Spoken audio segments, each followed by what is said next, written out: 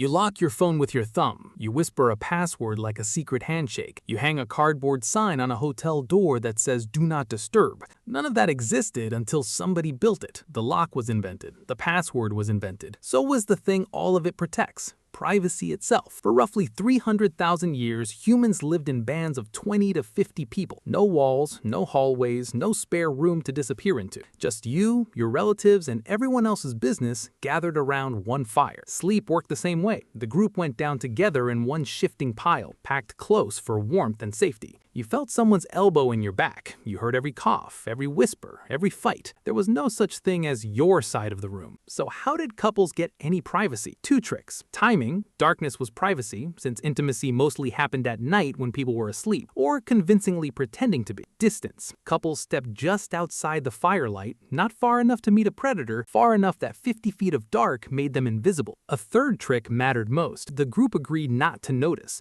Someone slipped away. Nobody followed. Nobody stared when they came back. Privacy built out of manners. No walls required, just an unspoken agreement to look the other way. Some cultures turned that agreement into architecture. In parts of Aboriginal Australia, avoidance relationships bind a man and his mother-in-law for life. No speech, no eye contact, sometimes no shared space at all. A third person relays words between them. Not rudeness, one of the most rigid privacy systems ever built, an invisible wall made of pure behavior, which makes it stranger that solitude for most of this history wasn't peaceful. It was dangerous.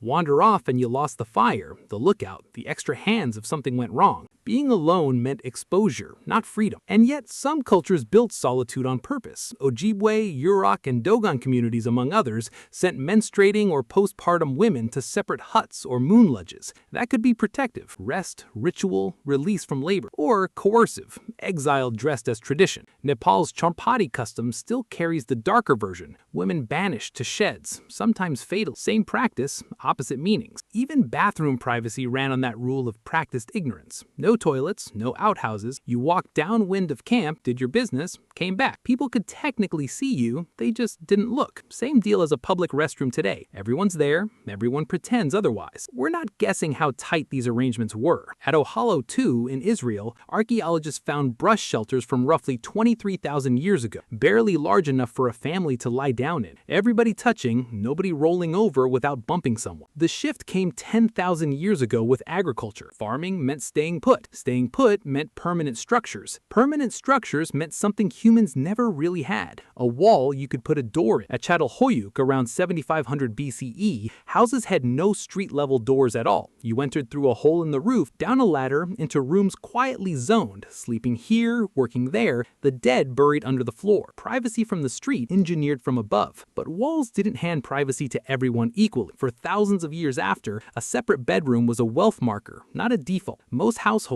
most eras, still packed the entire family into one room, same as their hunter-gatherer ancestors, just with a roof over it now. Eventually, somebody made privacy physical. The oldest known lock, a wooden pin tumbler mechanism, was found at Nineveh, roughly 4,000 years old. The Egyptians refined it around 2000 BCE into the Egyptian lock, the first device built to keep a space yours alone. Back that by law. Hammurabi's code laid out rules on property boundaries and unlawful entry, turning privacy from a favor the group granted into something the state would punish you for violating. Baghdad in the 12th century produced its own answer: the mushrabiyya, carved wooden lattice screens letting people inside see out perfectly while staying invisible from the street. One-way privacy built out of woodwork. Europe solved its one-room house problem with furniture. The lit cloths, or box bed, turns up from Brittany to Scotland to the Netherlands. A bed enclosed on every side, doors or curtains you could shut. A private room the size of a mattress because the house had none to spare. By the 1560s, the Catholic Church built the most specific privacy device of all. Cardinal Carlo Borromeo introduced the enclosed confessional booth in Milan, built for one purpose: saying your worst thoughts out loud without anyone watching your face while you did it. And the version of privacy you probably take for granted, kid with their own bedroom, is barely a century old. It didn't become normal until the 1900s. So privacy was never one invention. It's a lock in Nineveh,